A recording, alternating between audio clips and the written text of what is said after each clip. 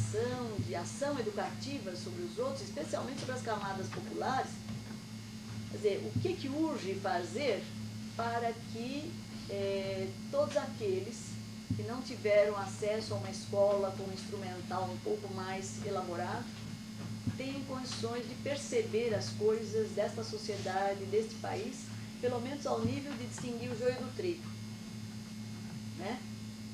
Porque, vejam, nós saímos de outra ditadura recentemente, né?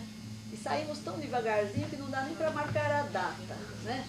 Porque aí tivemos ventos de abertura, período de anistia, não sei o quê, depois processo de redemocratização, que a gente não sabe quando é que vai acabar esse processo de redemocratização, está sempre em processo, né? E o que acontece?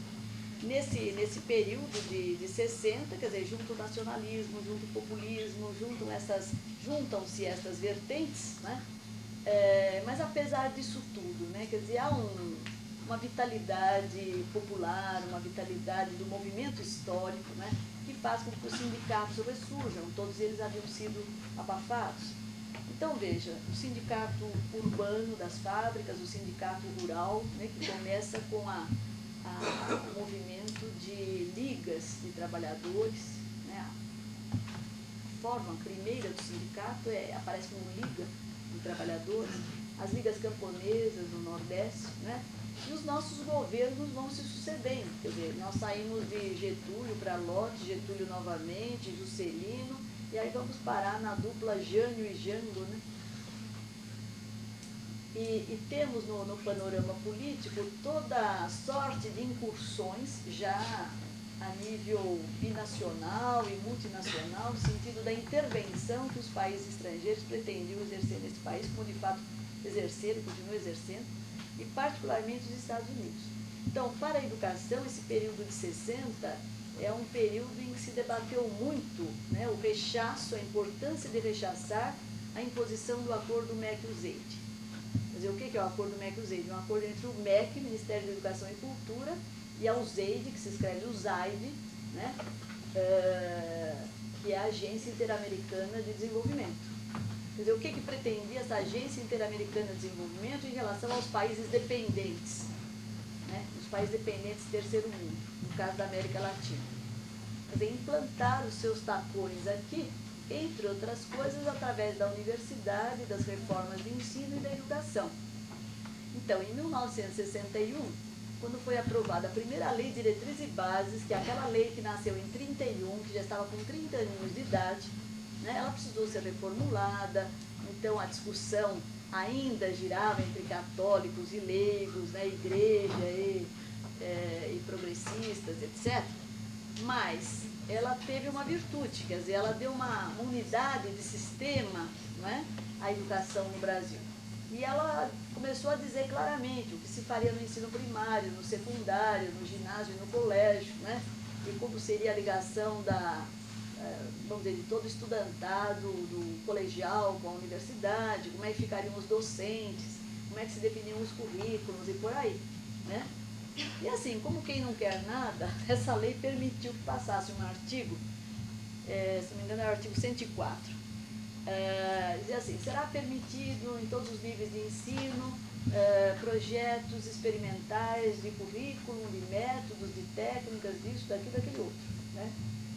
E evidentemente que a gente, em toda a lei, precisa aproveitar as brechas e precisa saber como é que a gente trai, às vezes, um espírito que é tão uniforme e conservador, né? Quer dizer, como é que a gente pode, da própria lei, tirar elementos não conservadores. Então, foi um pouco assim que surgiram outras experiências no Brasil, caracterizadas como experiências de renovação educacional. Então, essa ideia da renovação, veja, ela surge sempre depois de períodos de fechamento, né? Então, ela surge depois dos primeiros anos de República, ela surge na década de 30, depois de 29, não é?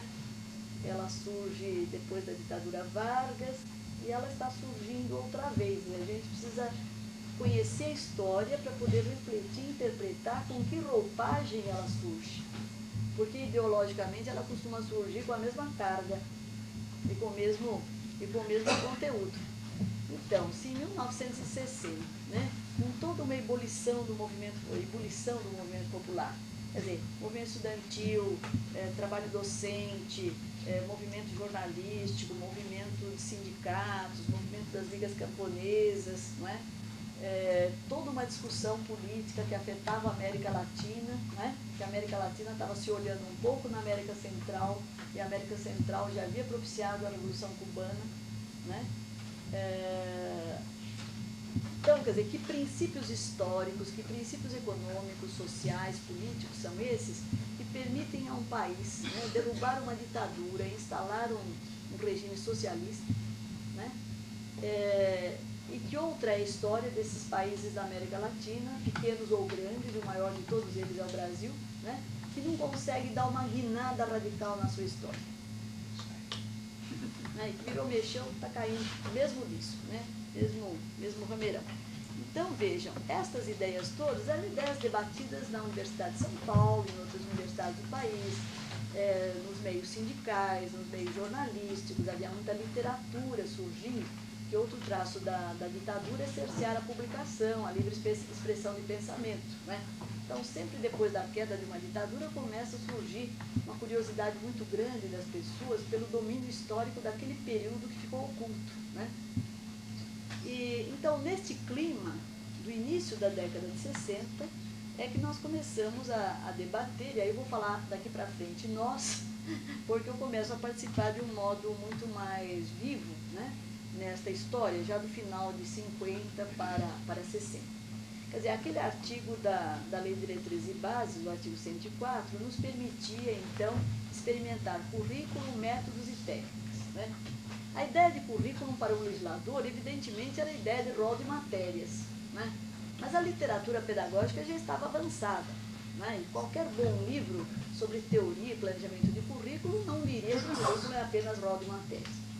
Então a gente entrou por aí, fez uma representação no Ministério da Educação e tivemos autorização para trabalhar com classes nas escolas estaduais que então tivessem um outro currículo, outros métodos, etc.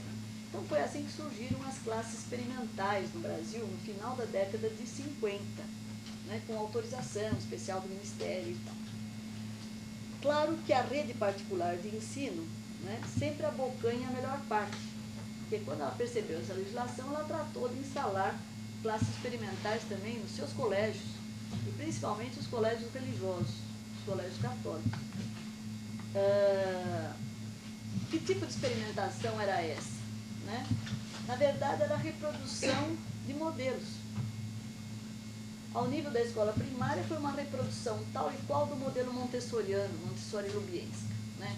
Então, nunca se discutiu ao modo de dizer, mas raramente se discute ou se ensina aos estudantes de pedagogia que a Maria Montessori era uma médica pediatra e que tudo que ela criou em termos de educação foi em função das dificuldades que ela observava entre as crianças que ela tratava, né? E veja, a contribuição dela caiu para a educação e não para a medicina.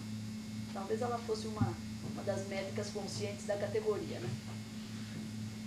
E depois outros discípulos a sucederam e começaram até a sofisticar a metodologia. Então, veja, uma metodologia, uma pedagogia que é pensada para crianças portadoras de deficiências mentais, que era bem esse tipo de